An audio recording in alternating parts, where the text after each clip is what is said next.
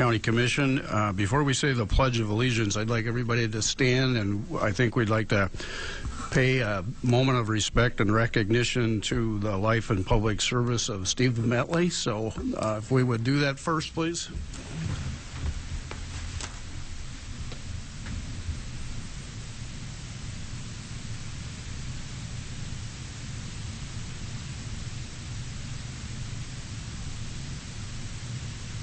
Thank you.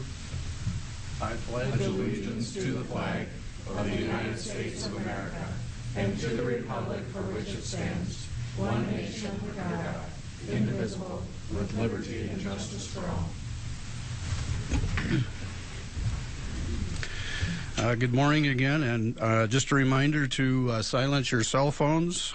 Meeting documents are next to Commissioner Bender, and if you need a listening device, Robert would be able to help you in the front row. With that, we'll go into routine business. Consider a motion to approve the agenda. So moved. Second.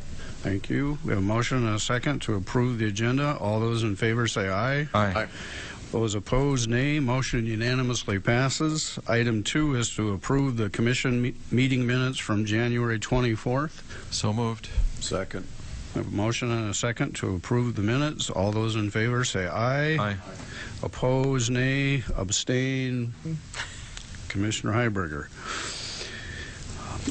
Bills to be paid, $561,598.26. Pay the bills. Second. We have a motion and a second. Any comments? Mr. Chair? Yes, sir. You know, today's bills include about, I'm going to list a couple here. Our electric, water, and gas bills total about $75,000 for our campus and some of our other facilities. We had a $114,000 bill for one bridge project, and we had $42,000 go through to the Southeast Mental Health folks, which between those, that's $220,000 out of our $561,000 weekly bill. Thank you. Any other comments? We have a motion and a second to approve. All those in favor say aye. Aye. Those opposed, nay. Motion unanimously passes. Item number 4 is just a report from the Human Services 2016 Annual and Fourth Quarter Report. Item 5 is personnel actions. Item A is to consider a motion to approve the routine personnel actions. Motion to approve. A motion and a second. All those in favor say aye. Aye. Aye. Opposed, nay. Motion unanimously passes. Item B is a special commission action to approve a temporary increase of approximately 5% for Michael Tushin, road maintenance team leader for the Highway Department. Good morning, Jen. Good morning, Jen Otis with Human Resources. This action is to provide a 5% temporary increase for Mike to fill in as the highway supervisor. 5% is consistent with the highway contract and what we've done with similar positions in the past. Does anybody have any questions for Jen? Move to approve. Second. We have a motion and a second to approve. All those in favor say aye. Aye. Opposed, nay. Motion unanimously passes. Thank you, Jen. Thank you. No applications for abatement, no notices or requests, no planning and zoning notice. Item 9 is a petition for compromise. Mr. Wilson. Morning, Commissioners. Robert Wilson with the Commission Office. Commission Office has received an application for a compromise and release of liens for two DP&Os for DP&O 89237 in the amount of $650 and 77200 also in the amount of $650.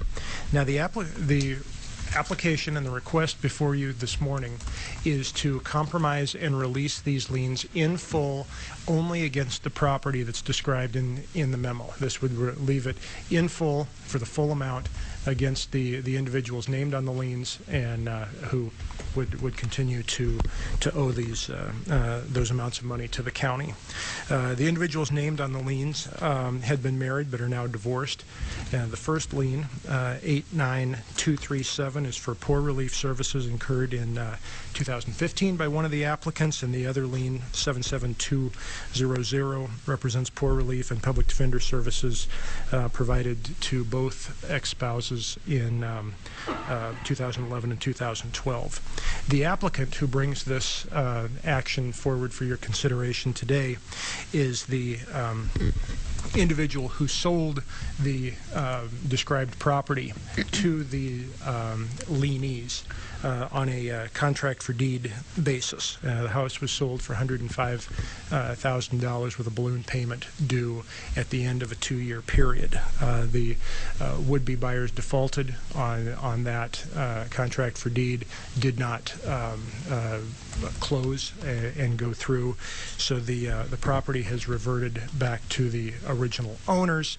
They are looking now to be able to attempt to resell that property and are requesting this action to remove the 2 liens, both in the amount of $650, $1,300 total, remove those from the property, leaving them in place in full against the individuals who incurred the lien, so they can sell the property without those liens attached. There is a representative for the applicants who is here and may wish to address you. I would stand by for any questions if you have any questions of me. Does anyone have any questions for Robert at this point? If not, if the representative would like to identify himself and tell us your address, that'd be great. Sure. Yeah, my name is Dean Hammer. I'm an attorney in Del Rapids. I represent the sellers, Marcia and Charles Hookey, and I think Robert gave a very good summary of what happened here.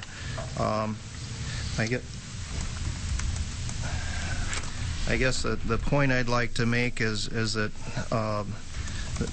this lien was created through no action of my clients. It's just because the Villareals were buying the property from them and defaulted. That now with these liens it creates a cloud on the title, so they're not able to resell the property.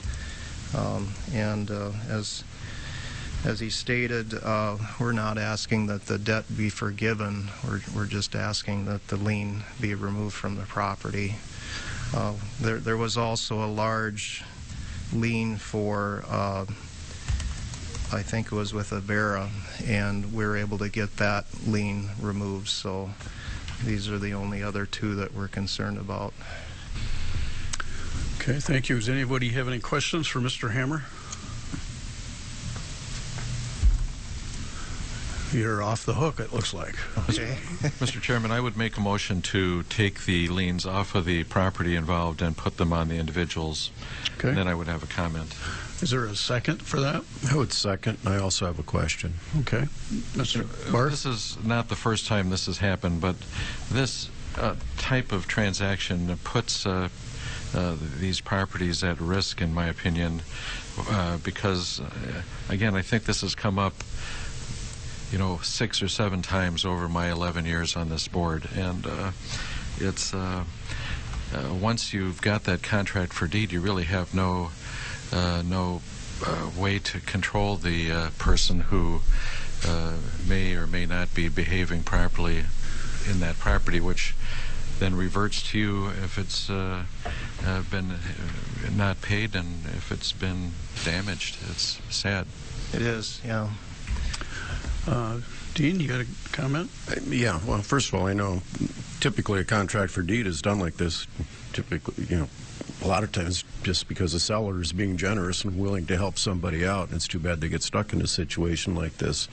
No down payment or very little down. Was there a down payment in this case? I don't believe so, no. Okay. My question is a matter of process, and maybe Kirsten can help me with this. If this was a typical mortgage and we had a bank doing a foreclosure, how would that change the process? I mean, if the bank was foreclosing on this property, who would request the release of this type, or how would that work? Well, generally, in the case of a mortgage, the bank has a senior interest by the very fact that a mortgage was executed. It doesn't really apply in the same way to a contract for deed. It's preserved in statute, actually, the mortgage company's position in a foreclosure. So automatically we are a junior lien holder. Therefore, in the case of a mortgage, the bank taking back that possession is already kind of relieved of this situation, whereas in the case of a contract for deed, because it's a private contract between parties and that position is not preserved, this is the type of remedy that you have to look at. So that's the difference. Okay. Thank you. Any other questions for anybody else? If not, we have a motion and a second to remove the liens from the contract for deed and place it on the individuals. All those in favor say aye. Aye. Those opposed? Motion unanimously passes. I think, Mr. Hammer, you need to get some paperwork from Mr. Wilson probably at some point. I don't know if you can do that now or not. After the meeting? Oh, all right. Thank you for your time. Now we're to the opportunity for public comment. If anybody has any comments they'd like to make that are about items not on the agenda, please do so. But first we have a new head librarian, Jody Fick, from, I forgot how many years you've been with the library system, but... Yeah, I started with Minnehaha County Rural Public Library back in 1990. Oh. And then in 1995, Minnehaha County Rural merged with Sioux Falls Public to become Siouxland Libraries. So I guess I've been there since the beginning of the current library system. I think we're all we need her name and address. Yes. I shouldn't have given all of that information, but please do so we have it for record. Yes. My name is Jody Fick. I'm the current director for Siouxland Libraries, and I reside on a farm in rural Minnesota near Laverne. Oh, awesome. Well, thank you. Does anybody have any questions for...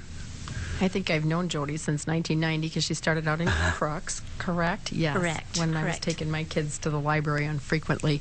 And so I've known Jody for a long time and worked with her when I was on the library board, and she does an excellent job. So I'm super excited that she has accepted the position as library director because I know she'll do an awesome job. So I have a lot of, I guess I was a hands-on person. I've over the years, we had interactions, especially with the bookmobile program. Yeah. I've actually written specs for 2 bookmobiles so far, and I anticipate that in a couple of years we'll be getting another new one because it's such a popular program. I did want to tell you about one thing that we have planned for our rural libraries this year. We just received word that we have been approved for E-rate reimbursement for technology advancements. So 5 of our rural libraries are going to be getting micro towers to bring the internet to them. So we're going to dramatically improve our internet connections. Which will be great for each one of those communities. Yeah. That's awesome. That is awesome. And I welcome you to come visit with me or take any tours. I'd be very happy to show you around. I think it's pretty nice that you and Cindy started at the same time when you were in grade school. That's awesome. Practically. Thank you. Chair? If I could, I've known Jody, too, for quite some time. She was the interim director, I think, was it 5 years ago? Yes. And got to work with her in a previous life there, too. And I just want to congratulate you. It's well-deserved, and looking forward. I'm now the board liaison, so I'm looking forward to that work, too. So congratulations. Yeah, if there are any improvements, any areas where you see that we could do it a little bit better, just give me a call. We're listening. We don't always know the viewpoints of everybody, so I rely on that to come to us, and we are all ears and ready to improve. I think all of us remember back when the library system was having some funding-related issues, and all the communities stepped up, frankly, and made it happen, which was awesome on why that became such a high priority, and it's great that it's continued and grown. So thank you for your work. Thank you. Item number 10, or is there anybody else that has a public comment? Item number 10 is to consider a motion to authorize a $10,000 transfer from the Museum Store Fund to the Museum Special Enterprise Fund in accordance with the 2017 budget. Mr. Hoskins. Good morning, Commissioners. Bill Hoskins, Director of the Siouxland Heritage Museums. This was an item listed in the 2017 budget. The museum store is a revenue fund that accounts for expenses and revenues associated with operating the store. The store has actually been generating enough money that it can also help support some of our other operational expenses. And so for the last few years, we've been doing a balanced transfer from the store to the Museum Enterprise Fund in support of our education program. And this is asking for that action one more time. It does, per the state auditor, require a motion of the commission to make that happen, even though it was approved as part of the 2017 budget. Any questions for Bill? Is there a motion? Make a motion to authorize a $10,000 transfer from the museum store fund to the museum special enterprise fund in accordance with the 2017 budget. I'll second that motion. I'm glad I didn't have to I say can it, read though. really well. Any questions? If not, all those in favor say aye. Aye. Those opposed, nay. Motion unanimously passes. Thanks, Bill. Thank you. Item 11 is to consider a resolution approving the revised joint cooperative agreement establishing the Southeastern Council of Governments, obviously called CCOG. I'm going to abstain from this only because I am a board member and the treasurer of the group. Is there a motion? Make motion to approve. Second. We have a motion and a second to approve the agreement. All those in favor say aye. Aye. Those opposed, nay. One abstention. Motion passes 4-0 to 1, I guess. Item number 12 is to consider a motion to authorize a general fund allocation in the amount of $15,000 to the Boy Scouts of America Sioux Council from the revenue received through the Juvenile Justice Reinvestment Initiative. And you know, I think Carol James could probably. Uh-oh. Aaron's coming, but I bet you Carol James could also give us a little bit. We're moving too fast, Mr. Chairman. Pause in the action. Aaron and Good morning. Good morning. I'm Carol James. I'm a Deputy State's Attorney for Minnehaha County. I just had my 10-year anniversary, as you might remember, this month. I was asked to come and be here today for this request, and I fully support it. Since I started with the State's Attorney's Office, we have been diverting cases even before it was mandatory by Senate Bill 73, and I'm a big proponent of the diversion programs. Without Boy Scouts, we wouldn't have much option for diversion in this county, and other than the Court Service Department, Boy Scouts have basically spearheaded the diversion efforts in this county since before I started 10 years ago. So whatever the Commission feels is appropriate to give to them, the State's Attorney's Office would completely support. And I think the request, Aaron can speak to the request, but the request for the amount was based on their proportion of the diversion cases that they've handled during the period of diversion time that's allowed by the bill to reimburse them. Thanks, Carol. Good morning, Aaron. Good morning. Erin Surska, Minnehaha County Commission Office. And part of what we're asking for today is $15,000 to the Boy Scouts. They ask for reimbursement for diversion. And what this is a part of is the Juvenile Justice Reinvestment Act. A part of that bill, they set aside a total of around $250,000 for state's attorneys to request reimbursement for successful diversions of youth within their community. It was a part to kind of motivate and act as a fiscal incentive to utilize community-based programming for low offending youth in the community. We got a total of around $46,000 as a county, and as Carol said, a majority of our diversion programming is from the Boy Scouts. They requested $14,125, and I'm recommending just to round that out up to an even $15,000 to show our support and appreciation for them supplying those programs within our community. Commissioner? Mine is a question comment, but the remaining funds out of that 46,750 will go into the general funds, which helps support JDC, who also does diversion programs, but ours is through LSS. And don't we have another spot? But that's where the most of our diversion funding goes, is to LSS. Yeah, we have there's 3 different entities that really do diversion programming in our area. The Boy Scouts with 3 programs. The Court Services offers a diversion option, and then the other program that's offered is through Lutheran Social Services. It's a middle school diversion program, and there's a caseworker in 2 of the schools, and that's paid for through Minnehaha County JDC budget, and we contract with LSS to provide that service within those schools. So the remainder of that funding would support the youth programming that Minnehaha County pays for. Any other questions for Aaron?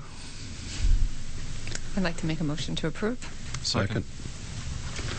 I have to tell you that Scouts is a big deal in our family. I happen to be an Eagle Scout. My brother was an Eagle Scout, and our son is an Eagle Scout. And thank God there was no diversion program back then, or we would have used it.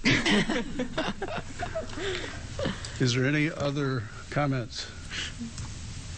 With that, we have a motion and a second to approve the transfer. All those in favor say aye. Aye. Those opposed, nay. Motion unanimously passes. Thank you. Thank you. Item 13 is an update on the 92 legislative session. Mr. Wilson. Good morning again, Commissioners. Robert Wilson with the Commission Office. This year is a little unusual as far as bringing a legislative update to you, in that usually we're coming to you earlier in January with some information, but it's just we've been monitoring bills that are dropping and working with our folks up at SDACC, and the number of bills with potential county impacts has just been very low so far, and that's the reason we haven't come to you with this item before now. And I think overall the number of bills is very low. They're at somewhere between 260 and 280 for a total number of bills right now. Sometimes we may be up at 600 by this point. So that it's just, for whatever reason, we're kind of a low volume this year, and contributing to the reason you haven't seen me on this item prior. I'm just going to run through a couple of bills that we're watching. Stop me at any point as I'm running through these if you have questions. House Bill 1075, an act to repeal the authority of municipalities to exercise planning and zoning powers outside corporate limits of municipalities. And as we read this would prohibit joint zoning activities. And I've worked with, again, SDACC, and talked with the city on this, and I can't really tell you what the background is or why this is coming. It hasn't been scheduled for a committee hearing yet, so I would imagine we'd get a little more information flushed out on this at that point. Talked to the city clerk's office, and they don't have a real fond view of the bill at this point, but when I spoke with Jim David over there, he had not yet had a chance to speak with the Municipal League, and so we're still waiting for a little more information, but obviously going to watch this one closely. It's an odd one. Sometimes there are bills that cycle year to year. This is not one that we've seen in anything close to this form before, but we'll keep an eye on it. That's for sure. I'm curious who sponsored that. Yeah. I don't have the bill, and I can get that for you. I would like to know that. I have it on my desk. I'll get it for you after the meeting. Thank you. And then the next bill I'd highlighted, 1079, an act to establish certain municipal assessment provisions. This is one that, again, our association has on the watch list. Really, it would allow unpaid delinquent municipal water and sewer charges to be added onto tax bills. I'm told from the auditor's office it's something that was done years ago, and then that practice ended, and this would bring this back. It's again referred to local government committee as 1075 had, but has not been scheduled for a hearing yet. Just a concern that I might raise about that, and obviously doesn't gone anywhere yet, but how's that additional work placed on the county going to be paid for?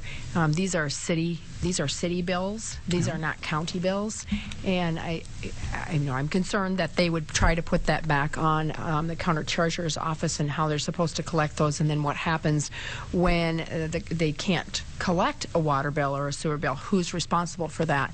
And so I think there's really an awful lot of ins and outs, and I think we're going down a black hole. So it'll be interesting to see what the conversation is on the legislative side regarding this bill. Absolutely. Good comment. Moving on the Senate side, Senate Bill 7, an act to revise the criteria for determining if property is classified as agricultural land for property tax purposes. And there's, for many years, been really a three-part test for the use of determining if land should be classified as agricultural. It's not uncommon that we get a bill or two that would tinker with that process and the combination of the different factors and how they're considered. My understanding and reading on this one is that it makes the first of those three tests as a principal use for agricultural production more or less a mandatory rather than just simply being a two of three. We've worked with our equalization office. Ultimately, what effect would it have on us? And Diane has indicated to me that ultimately it would be a relatively minor impact, would not be of great importance. But it's again, it's one we'll watch.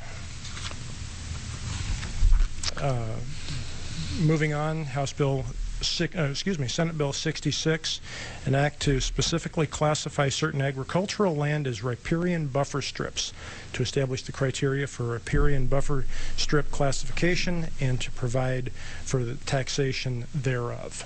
And this would create a classification of land along the edge of rivers or lakes. It's not one that the association has taken a position on. Equalization indicates that the effect would be fairly minor, but it was one that we were asked to track. Mr. Chairman? Yes, sir. I'm on the East Dakota Water District, and it's not just out of being a greenie that this is a good idea. The fact is that the contaminants in the water are a burden on all of us, as we have to pay to clean the water before we can drink it.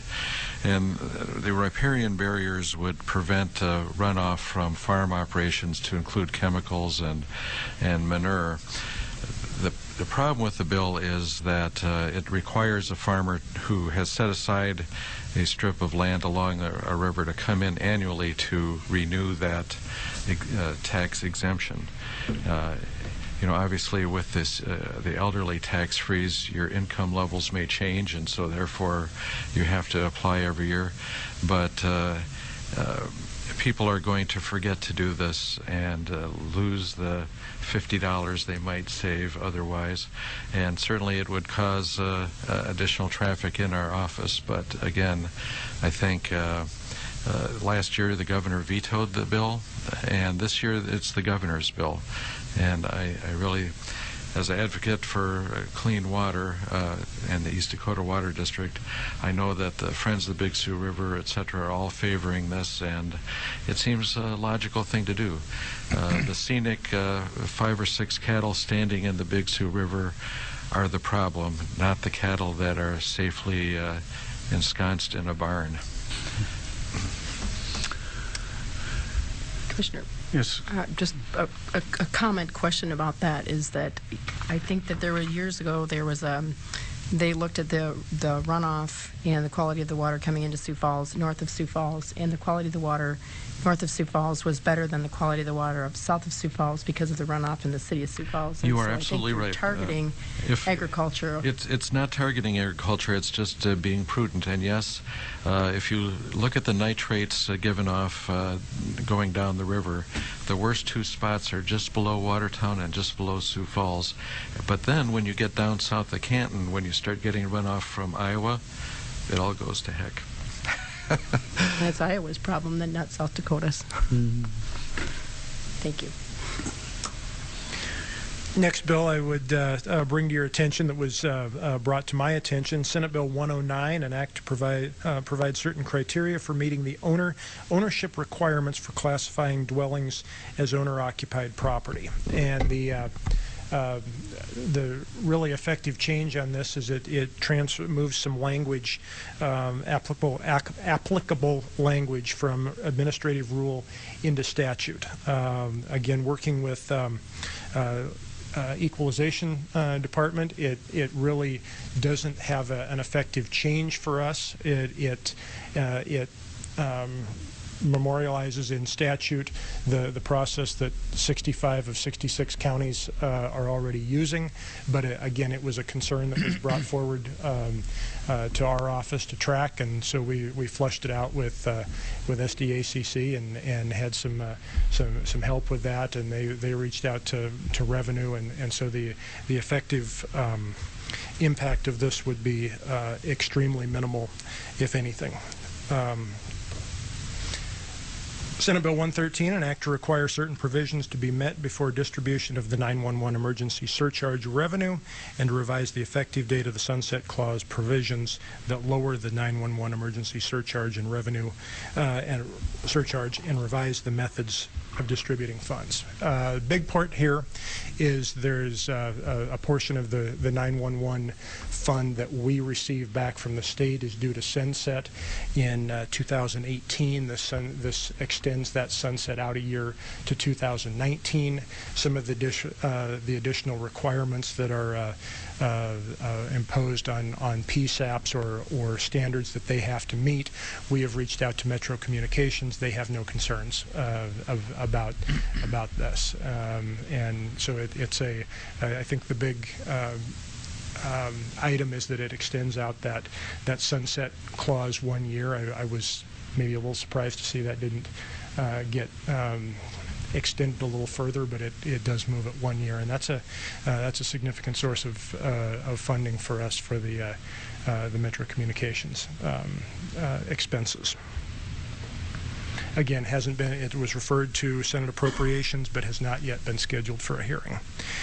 Then the final one that I would bring to your attention is Senate Bill 121, an act to make an appropriation for the completion and upgrade of the South Dakota Public Safety radio system and to declare an emergency. And this, I think you're aware of the issues that some of the public safety folks have brought to our attention with a need to upgrade state radios to meet this P25 national standard, and this is a bill that has just been introduced, and when I spoke with Bob Wilcox yesterday, he was still looking into this, but it appears that this appropriation would be the first payment of 7 or 8 payments that would cover the full cost of the needed upgrade that has been a point of concern for local officials for going on a couple of months now. But this is one just recently dropped, needs some more information, but this appears to be very good news. Commissioner Heiberger? I'd also be interested in who was sponsoring this bill, and then as it comes forward, do we need to testify on behalf of this, or who do we have from Minnehaha County that might be testifying on behalf of this bill once we get some more information? Prime sponsor on this bill is Senator Deb Peters. Okay. Yes. Mr. Chair, I know that, I guess I've heard the number of $27 million for the full replacement on our radio system. Is this an incremental payment towards that, or is this a patch to keep our current system going, I guess? What I've been told, and I don't know if this is accurate because I haven't followed it that close, but this is an offer by the vendor as a lease purchase over a 7-year period of time to start the process now rather than waiting till we have the full. And I think the number I heard was like 21 to 23 million. So, Mr. Chair, my guess this is somewhat of an alternative opportunity, if you will. Didn't see it somewhere. Sorry, I wasn't paying attention. No problem. You probably have an idea. Yep. Excuse me, Commissioners. Linda Young, Emergency Management. So as Robert indicated, the bill just came out last week. We're not exactly sure, but what we think is back in November, or excuse me, the October timeframe, you guys were briefed out at the County Commissioners Association.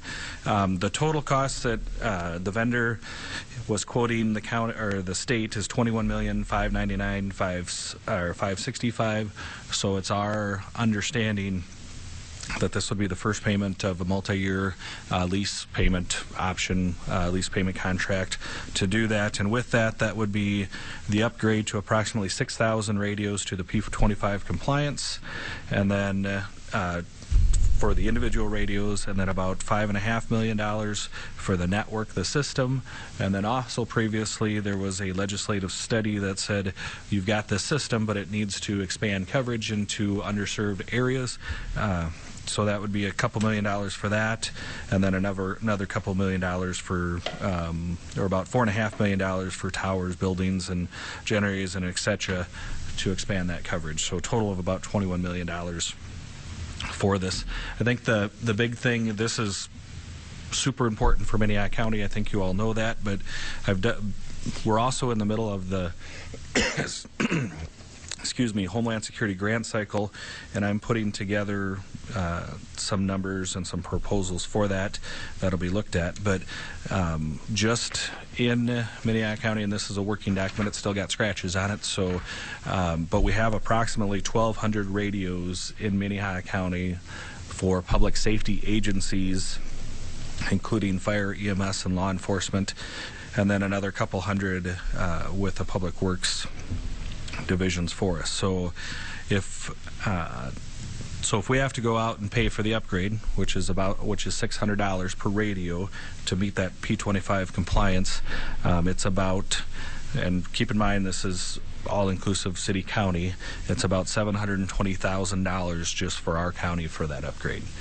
So if the state doesn't upgrade based on the time frame, then we transition over into completely brand new radios in 2025 based on the information that we have, and that's about $4 million. So we really need this as a short-term fix.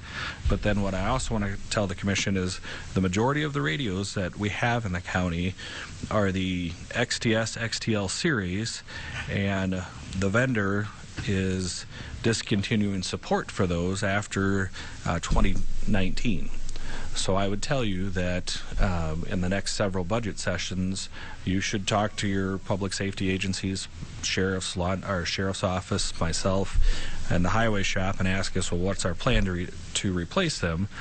Because 98% of these radios that were purchased, maybe not 98%, but a large percentage of the radios that were purchased from Homeland Security grants from the time of the inception of the Homeland Security grant program until now, and or the Public Safety Interoperable Communications grant program.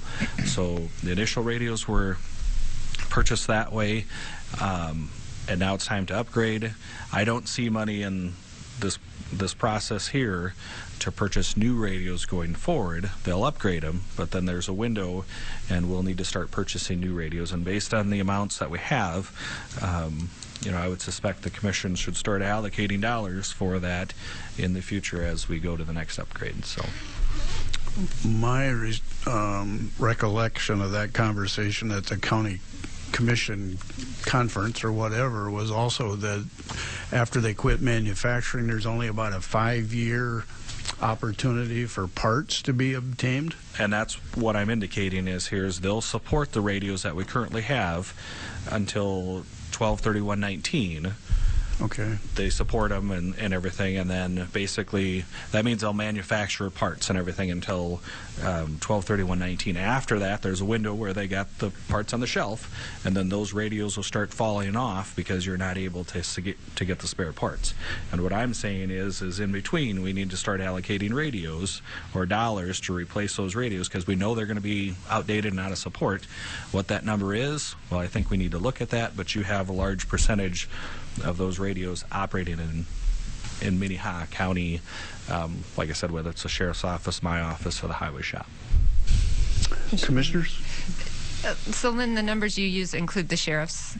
Yep. Because my understanding is that the sheriff has been upgrading Yep, radios. so we've been using Homeland Security dollars the last couple of years, and I know that he has, he's using some other grant dollars to upgrade, but based on our counts, he's got about 36 mobiles that he needs and about 68 portables that he needs.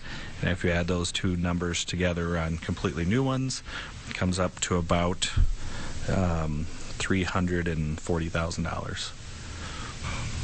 In new radios. Cost per radio? Some of that is is depending on the type, and there's several types, and you can go all the way from about $4,800 a radio to $2,900 a radio. So for the sheriff's office, you know, depending on the options you look at, whether it's mounted in the trunk, whether it's mounted up front, whether it has encryption, all of those things on the mobile radio matter, and then even on the portable radio, depending on the options that you choose, whether it's extra battery, speaker mics, and those things, that radio would be about $3,200 a radio. So there are significant costs coming, and I think this bill by Senator Peters, another person of local interest, Representative Jameson is on that group.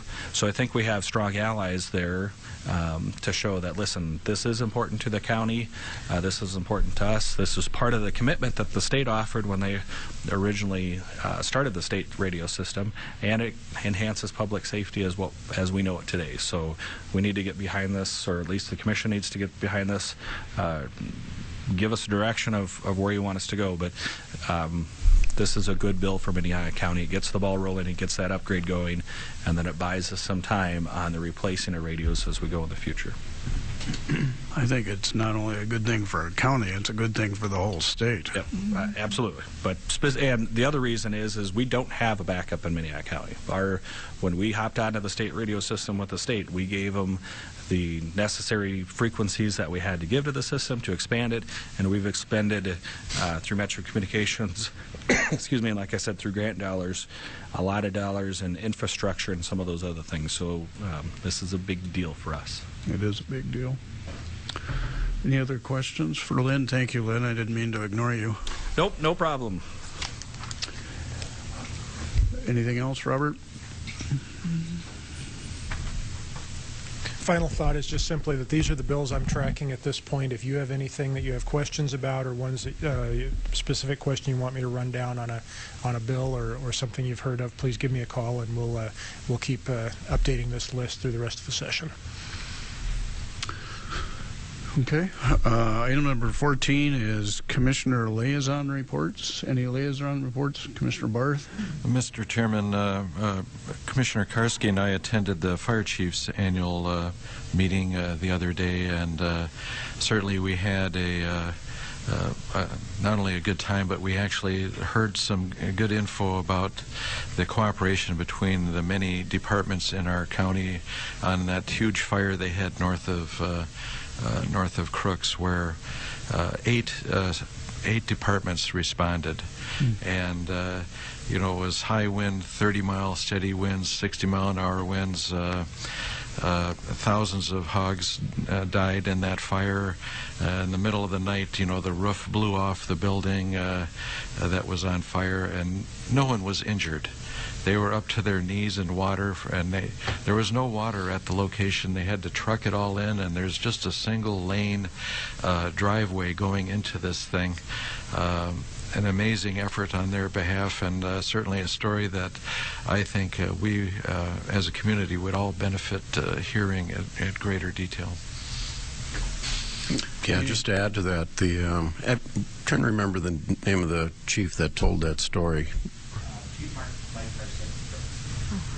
Mike Hartseth from Crooks? Yeah, excellent. I mean, to hear that story and what went down that night was truly amazing. And 100,000 gallons of water in 90 minutes. Other fire departments around the country couldn't believe that they were able to transport that much water in that short of a time. The fact that nobody was hurt, the coordination between the numerous organizations. Yeah, it was a fantastic story. I think, Lynn, you were also elected to treasurer for the organization that night? Nope. As a matter of just general operations, I try to stay away from everybody else's money. It's not a good idea. It's something that the sheriff told me a long time ago. Is just don't ever get involved in that. It's not good for us. But anyway, so I do serve on the board of directors for that organization and help them do all the things that they need to do. And it's good for them. It's good for us. It's the right thing to do. And I can help them get a lot of things done during the day that they may not, and do a lot of planning and some of those other issues. So they're certainly a great group to be a part of. The county is lucky having all of the volunteers that we do have out there. They provide a huge service for the county. And the one thing you might have seen the last couple days is the Spearfish Fire Department transitioned last year from a volunteer to a paid.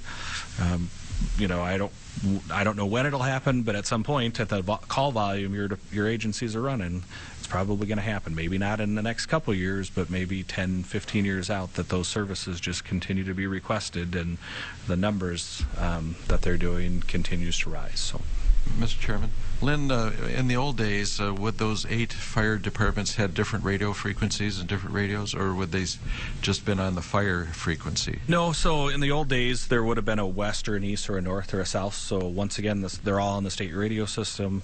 It allows them to stay on the same radio frequency. If there's another call, Metro can assign another one if required. But once again, they're all on the same radio system today. In the past, they wouldn't have been. So they would not have been able to talk to each other truck to truck back? They would have, but they would have had to make changes on the radios and everything. So this is definitely an enhancement from what they had many years ago. So. Any other liaison reports? Commissioner Bender? I was going to give an update. Commissioner Benega and I were able to attend a good chunk of the kind of kickoff training for the new pretrial assessment tool. The folks from the Arnold Foundation were here. There's a large group of people. It was the day of the snowstorm, so the folks from Pennington County had to attend via conference call. But it was a great meeting to get everything moving forward. There's just like anything that's worthwhile, it takes a little effort, and there's a few challenges to overcome, but I think overall that it was good for us to be able to tend to get a better insight into what some of those challenges are, but also to see the great potential that we have here going forward. And having both Pennington and Minnehaha County both participating through that with the same tool through the Arnold Foundation, I think gives the state a real good kickstart as to being able to implement this kind of program. So, Go ahead. The only thing that I would add, it was nice that we had excellent participation from obviously the administration, but we also had the state's attorney, the public defender, the public advocate, the sheriff's office, the city of Sioux Falls, Judge Long and several other judges were there providing court great systems, leadership. IT.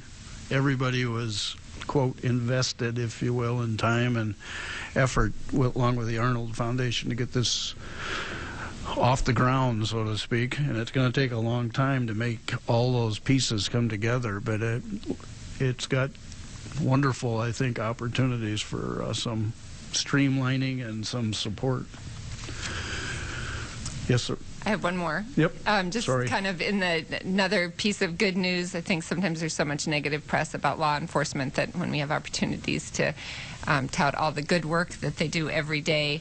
Yesterday, and I wasn't able to attend, but yesterday a deputy sheriff from our sheriff's department and a Metro personnel were recognized for their role in delivering a baby in the bathroom out near Crooks, and it's just a great story and a great kind of happy ending for everybody. So I just really appreciate that work those folks do. Any other liaison reports? Any new business? Any old business? I think we'll take about a 10-minute break because the executive session might last forever. I don't think I've ever seen a longer agenda. So we'll take 10 minutes and then come back. You want a motion to move? Oh, that would be a good idea. I'll make a motion to move into executive session. I'll second that. For contracts, litigation, and personnel.